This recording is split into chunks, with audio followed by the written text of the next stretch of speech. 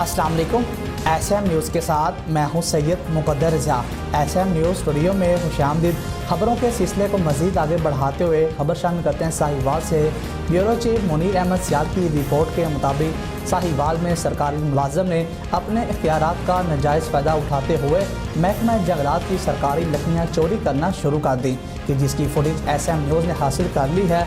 और फुटेज में वाज़ह देखा जा सकता है कि साहिवाल महकमा उनहार के सरकारी मुलाजिम जो तारिक ने महकमा जंगलात की सरकारी लकड़ी चोरी करना मामूल बना रखा है, जबकि मुकामी लोगों ने मीडिया को बताया कि महकमा उनहार के सरकारी मुलाजिम तारिक ने सरकारी लकड़ी चोरी करके बेचने का मकरूह धंधा अरसा दराज से शुरू कर रखा है। मज़ीद मुकामी लोगों ने बताया कि हमने पुलिस थाना डेरा रहीम को लकड़ी चोरी की बरबत इतला दी।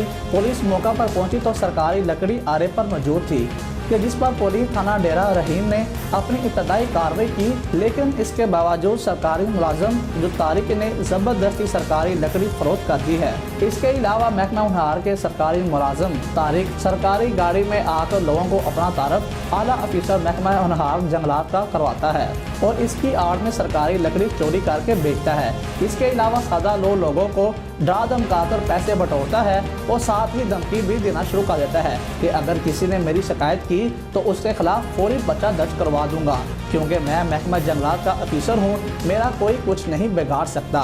मुकामी लोगों ने कमिश्नर साहिवाल से फौरी नोटिस देने का मुतालबा किया है।